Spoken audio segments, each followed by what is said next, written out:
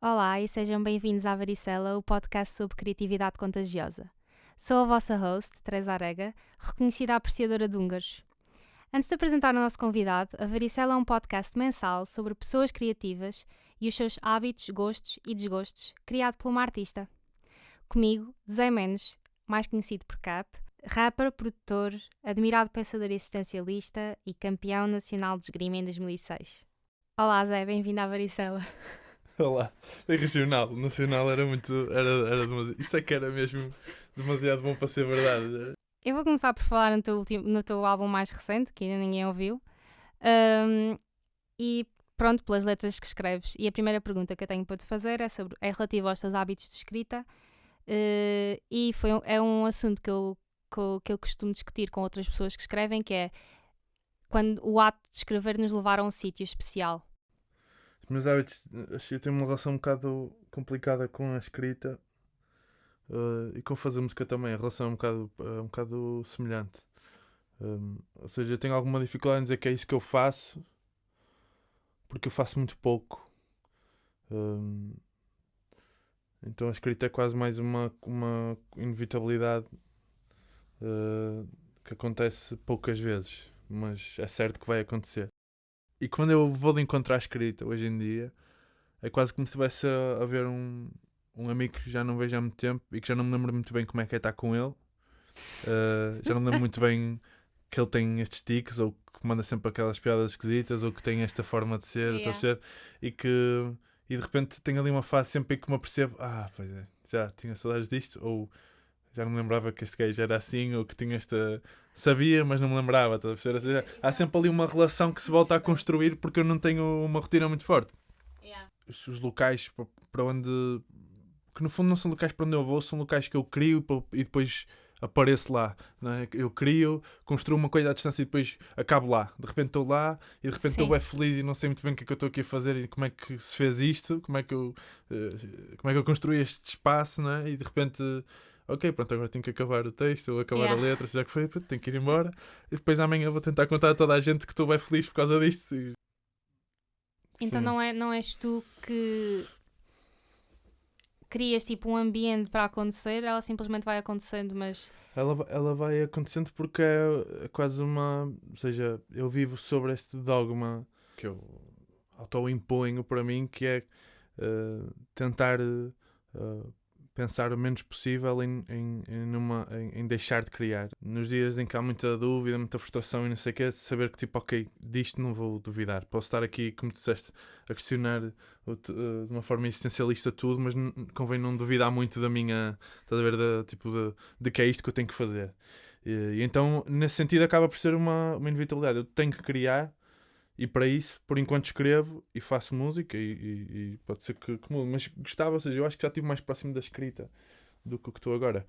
Acho que há fases em que eu sinto que tenho uma ideia e a escrita tem que ir de encontro.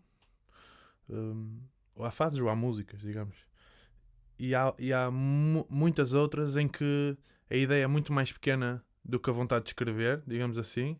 E eu acho que isso deve ser uma coisa bastante complicada, porque já te conheço há alguns anos, e se há coisa que eu posso dizer sobre ti é que és uma pessoa extremamente perfeccionista e que tentas ser o máximo exímio no que fazes. E pronto, somos duas pessoas criativas e, na minha opinião, eu acho que o perfeccionismo é tanto uma bênção quanto é uma curse. Sem dúvida. E eu nem sei se é mais uma bênção ou se é mais uma curse. Neste momento agora, neste dia, eu acho que é mais uma curse, porque muitas vezes é um travão que nos impede de, sei lá, avançar ou de ver as coisas de uma perspectiva diferente. Mas há outros dias em que... Ou seja, o que eu acho é que deve haver uma espécie de equilíbrio entre ambos. E o que eu te queria perguntar é se o facto de seres perfeccionista te tem feito hold back o álbum Porque assim já estás a trabalhar neste álbum há 3 anos, mais ou menos. Sim, em primeiro lugar, acho bem engraçado tu achas que eu sou um perfeccionista. É uma coisa que eu não ouço muito, apesar de se calhar a malta achar um bocado isso. Eu não acho de todo, e acho que se calhar isso pode ser um bocado tipo síndrome de perfeccionista. Eu deixo isso em aberto, mas eu não me acho muito perfeccionista. Acho que aquilo que até me define mais tipo, no meu processo criativo, até mais pragmático. Há muito mais um lado de pragmatismo e de saber largar. Tipo, já não quero mais tipo, perder. Tipo, posso dar um exemplo. Quando entrei para o curso, para a licenciatura do PTM, Na ESMAI no Porto, para quem não sabe. Estava a pensar se ia dar o contexto. Não, dás, claro. Onde conheci Ricardo Borges. Razão pela qual nós estamos aqui sentados os dois, já agora. Exatamente. E primeiro convidado deste podcast. Ou seja, quando eu entrei para o curso, uma das coisas que a malta me perguntava muito era como é que... Porque eu entrei lá, com 19 anos, já tinha lançado 3 projetos, uma mixtape e 2 EPs. Estava a fazer o meu primeiro álbum, que saiu em 2015. E a coisa que mais me perguntavam é como é que tu fechas as coisas. Tipo, como é que é possível alguém tão novo ter tanta coisa lançada e fechares as coisas. Portanto, eu acho que o que me define é muito mais o pragmatismo do que o perfeccionismo. O que eu sinto que me aguenta, o que me impede de fazer mais, é medo. É o medo. Eu acho que vivo constantemente em cima de um medo de falhar. Eu acho que muita gente can relate. E isto leva-me à minha próxima questão, que é muitas pessoas também te apelidam o solitário. Sim. Eu acho que só nas minhas I did my research e eu acho que é tipo esse medo às vezes é porque estás aqui, nós estamos neste momento no estúdio do CAP. Sim. E é bué pequeno.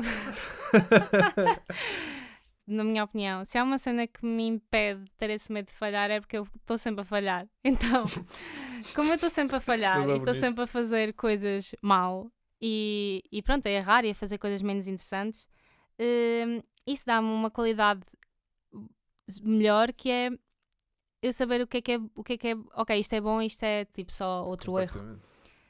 Ou então isto é menos errado do que o que eu tinha feito anteriormente. Portanto, eu acho que esse é um dos perigos definitivamente de trabalhar sozinho. E na faculdade, não sei se tu sentiste isto, mas na faculdade eu não senti isso. Como eu estava constantemente rodeada de pessoas, parecia que os erros que eu fazia, como estava tanta gente a ver o que eu estava a fazer, não era assim tão errado. Isso é bem interessante. Como eu trabalhava num estúdio também, trabalhos diferentes, pronto, eu fiz artes plásticas na Faculdade de Belas Artes, tu fizeste PTM na ESMAI, meios de trabalhar completamente diferentes. Tu estás sozinho fechado num estúdio, eu estou tipo num estúdio com outras 20, 30 pessoas, mas eu também sei que vocês estavam sempre a mostrar as vossas cenas uns aos outros. Sim. E estavam sempre em constante comunicação. Tenho muita saudade desse ambiente. Esse ambiente Isso é o que faz a faculdade. Por isso, eu acho que esse medo e tipo... Também acho que tem a ver com o teu perfeccionismo, mas pronto, eu acho que é bué tipo seres o solitário. E pronto, este é o segundo álbum, tu escreveste, produziste e fizeste um master sozinho. E mais coisas, eventualmente. Durante tantos anos. E eu nem quero pensar no peso que tem fazeres uma coisa que dura tanto tempo, porque eu nunca me imaginaria a fazer a mesma coisa durante 3 anos. E isto leva-me ao conceito do novo álbum. E se há uma constante no teu trabalho, é a intenção que pões nas coisas que fazes. Sim. E eu sei que é tipo uma das tuas maiores preocupações. Fala-me um bocadito sobre a importância que pões na intenção e se achas que é uma preocupação geral. Pá, tu disseste bué da cena, eu só queria comentar, estás a ver? Mesmo um monte de cenas interessantes, eu estava tipo, vou entrar, então mas interrompe-me. Não, mas eu estava a gostar, mesmo, tipo, também não queria furar a cena toda. Opa, a intenção, não, eu não acho que seja geral.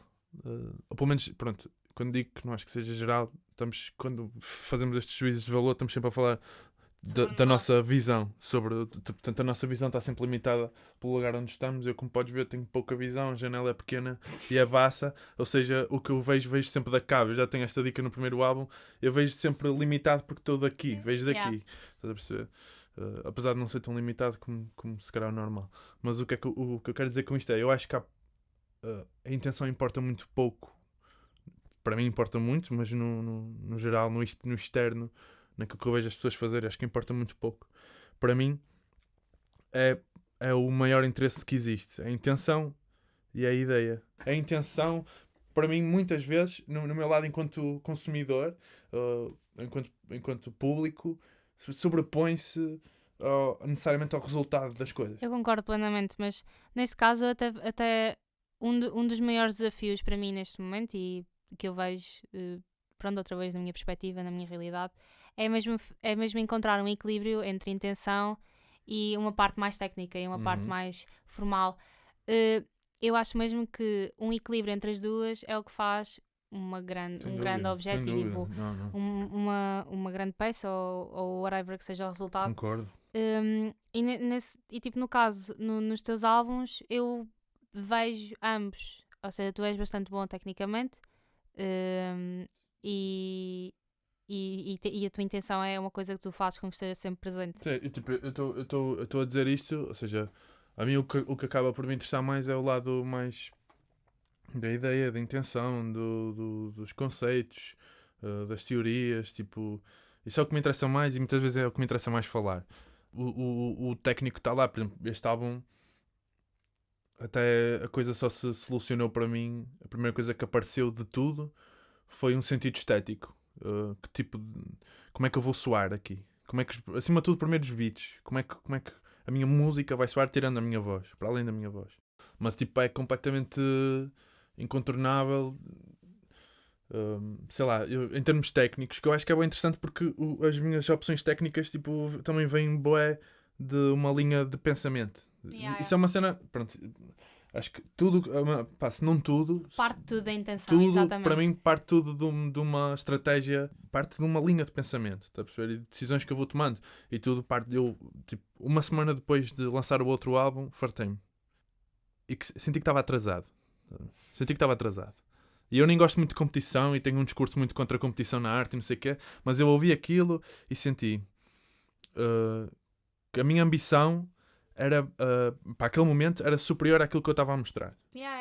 Obviamente eu gosto muito daquele álbum, tipo, não tenho art feelings. Eu acho que isso é uma cena, outra vez de novo, imenso pessoal can relate, principalmente gente criativa, em que estamos a fazer uma peça e tipo, naquele momento faz bom sentido e depois, tipo, 3 tempos depois, tu investes bom tempo tipo, numa peça e eu acho que isso também é uma das curses de estar na indústria da música, que é completamente diferente da minha, quer dizer, nesse sentido temporal, em relação temporal, que estabeleces com o que estás a fazer, é muito hardcore. Fala um bocado das tuas referências. Estamos aqui no estúdio e tipo, tens imensos livros e a secção do teu pai, que era professor de artes, de educação visual, já nem sei, é ver. De que forma é que achas que isso é importante para um jovem, tipo, crescer com isso ou crescer rodeado de livros? Eu fiz uma pergunta semelhante à Sara no último episódio. Eu não leio muito, é uma cena, né? Para mim é uma coisa que eu gostava, né? gostava de ler mais, obviamente, mas tento ler coisas que eu sei que me vão fazer bem, ou seja, tenho que ser muito pragmático a escolher o que é que vou ler. Eu não sei bem até que ponto, tipo, acho que o mais importante do que estes livros estarem aqui foi no momento em que eu precisava, ou achei que aqui era o melhor sítio para ter o estudo em vez de lá em cima, e pedi, ou falei por alto ao meu pai: pai, achas que era possível trocar, não sei o quê? Ele disse logo que sim. Isso para mim é muito mais importante e acho que teve muito mais, ou seja, como é que eu te digo? Tipo, um dos grandes temas do meu disco, não era isso que estavas a perguntar, mas para mim está-me sempre a ver estas ligações todas. Tipo, um dos grandes temas do disco para mim é a educação. A educação para mim foi uma das grandes revelações que eu tive neste tempo, nestes anos em que estive a fazer o disco, não necessariamente por causa do disco, mas depois apercebi-me que estava exatamente dentro dessa linha, e aquilo que me possibilitaram, ou seja, mais do que os livros que estão nas estantes, é exatamente o espaço, a possibilidade de ter este espaço, e não é só o espaço físico, como também o espaço mental de não me pressionarem, sabes? Ou seja, eu tenho todos os espaços possíveis. Isso foi, Isso nos últimos tempos tem sido o maior, ou pelo menos onde eu me sinto mais privilegiado. Eu acho que é importante que é como é que a nossa família lida com a nossa profissão, que é uma questão bem sensível. E nem toda a gente tem a sorte, como tu disseste, de concederem um espaço e de concederem silêncio acima de tudo e respeito. Silêncio é tudo, mas... Não, mas foi mesmo bem dito, porque isso é bem importante. Tipo, essa é uma coisa, é uma questão que ainda me faz. Pronto, tipo, sempre me fez muita confusão, porque eu também sou uma das sortudas. Os meus pais sempre me respeitaram imenso e nem sequer puseram em questão. E eu sei que muito poucas pessoas podem dizer, quer dizer, das que eu conheço, muito poucas pessoas podem dizer o mesmo. Então é uma coisa sobre a qual eu penso imenso. Porque eu às vezes também não sei que conselhos é que posso dar a essas pessoas, porque isso significa imenso para o que eu estou a fazer agora. Tipo, ter os meus pais estarem lá, os meus pais estarem lá para mim, tipo, para me ajudarem e nem sequer às vezes é para me ajudarem, tipo, estarem só lá. E é isso mesmo. Isso dá um avanço gigante.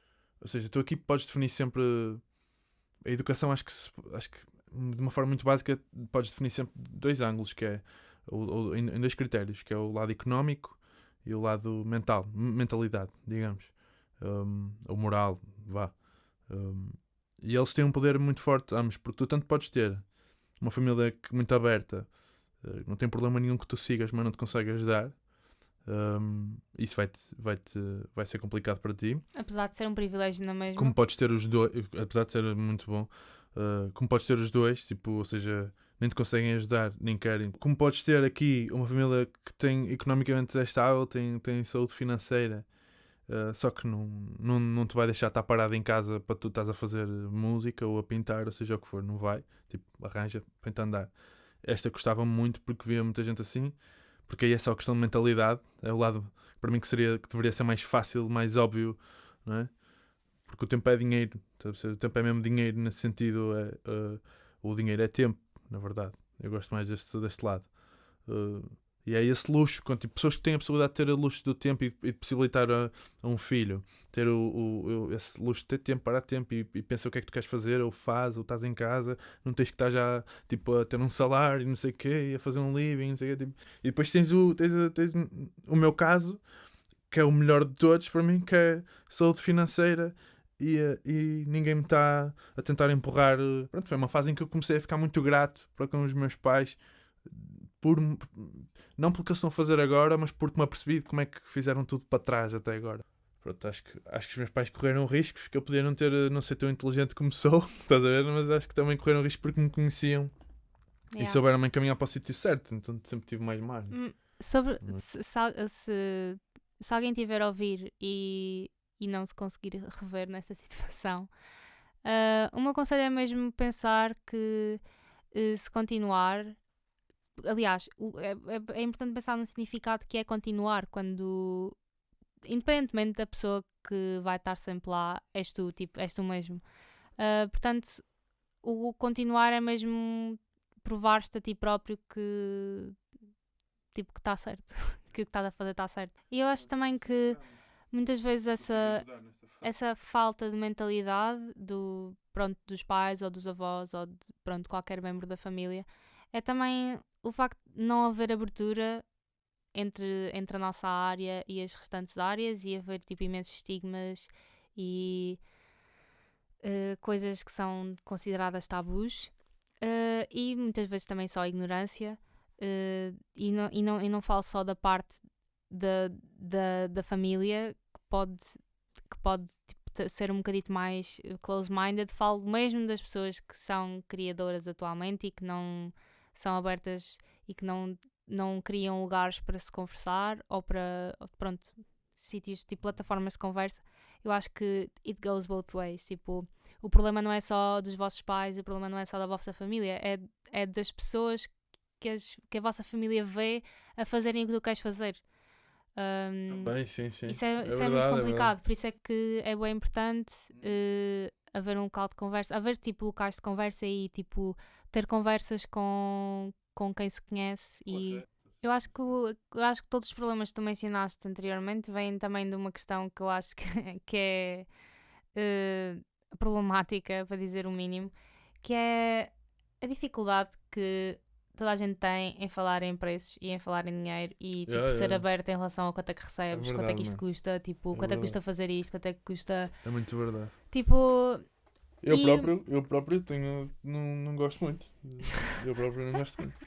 Nem quando é para receber, nem quando é para pagar. Mas também ainda não consigo bem perceber qual é o tabu do dinheiro. Tipo, eu sou vítima, mas ainda não consegui descodificar, estás a perceber?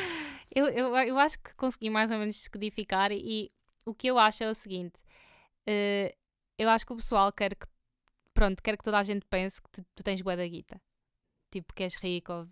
Só pode ser isso, porque não há outra razão para eu ter saído de um curso de 4 anos em que nunca me disseram quanto é que custa o que eu estou a fazer ou como é que eu ponho um preço no que eu estou a fazer. Quando supostamente a minha profissão depois de sair do curso é, tradicionalmente pintora. E nunca me ensinaram a pôr um preço num quadro ou a pôr o preço no que quer que seja. Eu tive uma única aula sobre finanças, sobre inscrever-me nas finanças, mas foi literalmente só isso, não foi muito mal. Mas eu acho que é só absurdo e também é uma coisa ridícula e acho que também é uma consequência da falta de abertura entre pessoas criativas e quem compra as pessoas criativas e quem é que vende. Não há muita comunicação e parece que as mesmas pessoas são as mesmas pessoas que querem manter-se as mesmas pessoas a vender e as mesmas pessoas querem comprar as mesmas pessoas que estão a vender, se é que me estou a fazer entender, porque não há outra razão para não se falar sobre isto. E pronto, eu sei que tu na tua área música também és afetado por isto, mas pessoal, ilustrador, pintor, escultor, literalmente qualquer coisa que envolva um bocadinho de papel e um traço, pronto, que é um bocadinho mais diferente. É mesmo complicado porque não há acesso sequer a essa informação, tipo, ou conheces alguém que esteja na área e que saiba alguma coisa sobre o preço, ou então é mesmo muito complicado. Sim, eu digo-te, eu tenho ganda bife com direitos de autor e com a forma como isso funciona e como é cobrado e como está estruturado. É uma coisa que me incomoda muito. E também tenho um bocado, ou seja, muitas vezes sinto-me mal por ter uma posição um bocadinho mais radical nesta questão dos direitos de autor e do dinheiro e não sei o quê. Porque eu nunca sou contra e nunca irei ser contra os artistas serem pagos e bem pagos, obviamente. Incomoda-me é que muitas vezes, para que isso aconteça, porque é preciso enquadrar isto num sistema financeiro, é preciso regular para conseguir perceber quanto é que as coisas custam. É preciso ser pragmático. Isso é pá, às vezes tu fazes limites que são muito estranhos, estás a perceber? Pronto, em questão ao dinheiro sou um bocadinho alérgico. Eu acho que tenho um síndrome de me fazer sempre barato, estás a perceber? Acho que também porque não gosto muito da ideia de alguém não me conseguir pagar. É uma coisa que me incomoda. Por exemplo, a última vez que eu mudei os preços no estúdio, mandei mensagem a toda a gente a perguntar se era na boa. Para tu veres a minha qualidade de business. Tipo, eu sou muito mau em negócios, só que isso acho que faz de mim uma boa pessoa ao mesmo tempo. Portanto, também não me interessa muito mudar. Ou seja, tipo, eu acho que é importante perceberes que, e toda a gente que está a ouvir isto perceber que ser boa pessoa é basicamente respeitar-te. Por isso, se tu não te conseguires respeitar, não vais ser boa pessoa. Sim, também concordo. Portanto, apesar de toda a gente dizer o contrário, ou a maioria das pessoas dizer o contrário, se tu pões um preço no teu trabalho e as pessoas não conseguem pagar, não és tu que tens de se sentir culpado, porque tu tens o teu preço e tens de respeitar o teu preço, porque é o teu trabalho e é o serviço que tu estás a prestar e tu és qualificado para fazer aquele tipo de serviço. Isso também facilita muito a cultura do anti-dinheiro. Tipo, claro. E eu depois sinto-me mal porque eu acho que no fundo estou a contribuir para, Yeah. para degradar, sei lá, Sim, às o tipo vezes... de trabalho de outros estúdios, de eles são forçados a cobrar menos porque eu estou aqui a cobrar Yeah. demasiado pouco, eu também não gosto disso. Yeah. E então com o tempo estou a começar a subir para um valor que eu acho que é mais justo, não só para mim, como para os meus colegas profissionais que eu Yeah. não conheço, mas que podem estar a sofrer para pessoas como eu, que são demasiado qualificadas e estão a cobrar muito pouco, o que Yeah. faz com que desvalorize o trabalho todo e o Sim, sim. mercado todo. É isso, E eu sei tipo, que é isso também que temos de é pensar. muito difícil tipo, sustentar estúdios e essas coisas todas.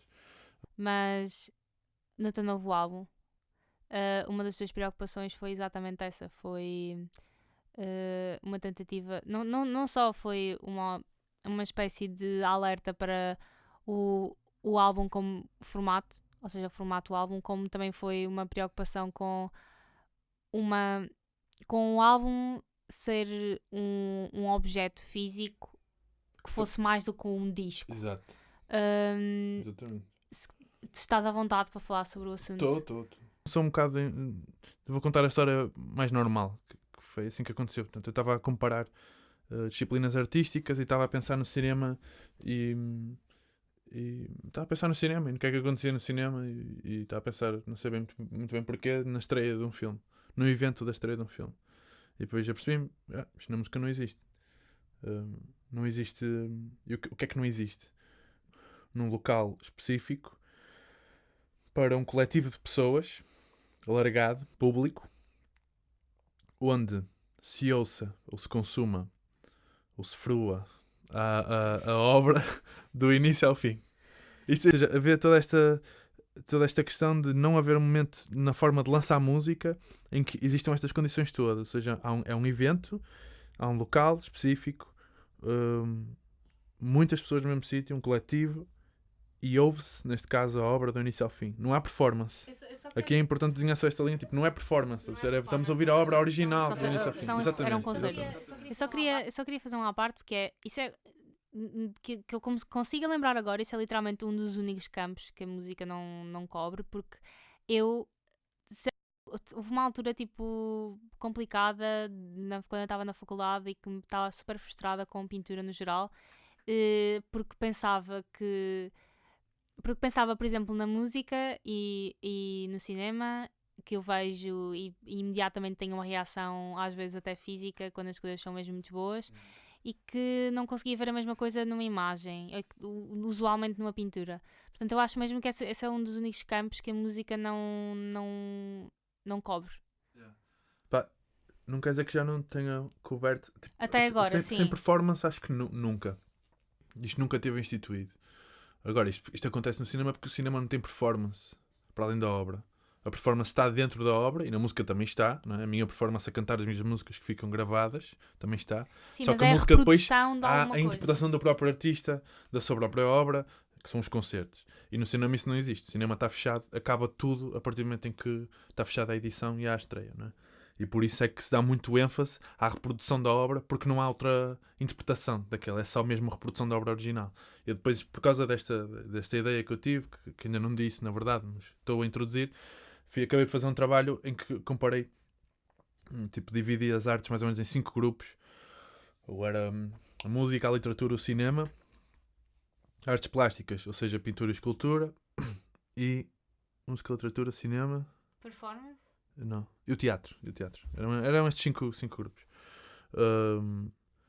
E comparei em várias características, comparei-os a todos. Ou seja, tenho, tipo, todos eles têm diferenças em muitas coisas. Nesse caso, o teatro, até, eu costumo dizer cada vez mais interessantes porque não tem o original. Aquilo que se pode dizer que é a obra é um guião, onde tens o texto e alguns apontamentos, dependendo das peças mais ou menos. E é isto que tu tens. Ou seja, a obra, aquilo que tu podes considerar que é o original, tipo a obra, está sempre... Ela tem obrigatoriamente que ter performance. Tipo, nem é só performance, é execução. É tipo, a obra final não está completa. Só está completa quando um conjunto de atores interpretar aquela obra em palco. Com um certo cenário. Estás a perceber? Só aí é que se completa. Ou seja, e para além disso, é sempre diferente. Ou seja, tu podes ensinar a mesma peça que eu... estamos em 2 lados opostos do mundo, e estamos os 2 corretos, e pode ser completamente diferente. O teatro nisso é a coisa mais sem forma que existe. Isso é interessante. Mas falando falando da música, a música sofre hoje em dia, e no geral, mas provavelmente a disciplina artística mais liberalizada no consumo. O que eu quero dizer com isto é, também será mais democrática, mais fácil de consumir. Acho que podemos concordar com isso.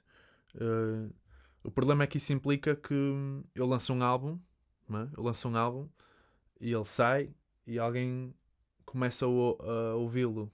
Ok, até começa na faixa 1, depois pode passar para a faixa 5, ou deixar meio e só ouve a outra metade passar 2 semanas. Ou seja, eu não tenho controle, eu enquanto artista não tenho controle nenhum na forma como as pessoas vão consumir aquilo. E isso é muito angustiante. Ou seja, também eu percebi, este começa a ser logo o próximo ponto da ideia, que é eu reclamar o contexto e o poder do contexto da minha obra para mim, enquanto artista. Então costumo definir isto como um braço de ferro que eu sei que vou perder, porque eu não vou abdicar do Spotify, não vou abdicar do YouTube, não vou abdicar disso. O que eu vou é criar uma bolha de ar antes, onde eu vou mandar. Aqui mando eu. Yeah. E depois eu perco o braço de ferro e as coisas vão pelo caminho do costume, porque também não me interessa estar aqui a lutar contra isso, até porque isso me vai prejudicar, obviamente, ao meu alcance, à quantidade de pessoas que pode ouvir, e ao meu crescimento enquanto artista também, e ao crescimento do meu público. Mas então também temos esta questão, né? Que é tipo, ok, durante este tempo mando eu. E pronto, eu não sei muito bem o que é que vai acontecer, porque eu nunca estive num evento assim. Esta é a coisa que me deixa mais entusiasmado já nos últimos anos, mais do que acabar o álbum, sempre foi o momento da estreia. Voltando à questão do formato do álbum, como o que tu trouxeste para acrescentar a isso não foi só a estreia ao vivo. Tu também vais criar um desafio na parte visual, em que não vais só apresentar um disco. Ou seja, não vais só criar essa bolha de ar, também vais controlar muito mais o consumo do álbum como o mesmo objeto, o consumo de um disco como objeto. Ou seja, a ideia veio do cinema, então eu senti que, a certa altura, devia fazê-la e escutá-la no cinema e fazer aqui ser um bocado subversivo, naturalmente. Visto que aqui a música vai ter o papel principal e no cinema tem sempre um papel secundário, um papel de suporte e de ênfase, de uma certa emoção, de um certo clima, seja o que for. Aqui a música é exatamente o principal, então o vídeo, neste caso, existe, mas tem que ser muito secundário e tem que ser exatamente como a música é no cinema, um papel de suporte, só para dar uma paisagem e para set a mood, né? Só para colocar num sítio, mas não te pode distrair muito, não te pode chamar muita atenção. Proponho a colocar um lado visual nisto. Primeiro já estou aqui neste risco, tipo, não quero ser distrativo, o que é um bocado difícil às vezes, porque posso ficar aborrecido porque isto é muito levezinho, ou é muito seco, ou é muito parado, não sei o quê, mas tenho que controlar bem isso. E depois, tipo, se eu tenho que dar uma paisagem, eu sei perfeitamente, este álbum é bastante visual nesse sentido, é preciso ter aí cuidado, vamos ver como é que fica. E é fácil perceber o que é que eu quero. São as imagens que no fundo são planos que eu tenho na minha cabeça já há muito tempo. E muitas coisas que eu falo durante o disco estão lá. E chegámos ao fim de mais um episódio da Varicela. Muito obrigada, Zé, por nos teres feito companhia. Foi super especial para mim poder ter tido esta conversa contigo e poder ter sido gravada. Já sabem, vemo-nos no próximo mês com um novo convidado, muito especial. E até lá, continuem a ouvir e obrigada por estarem connosco.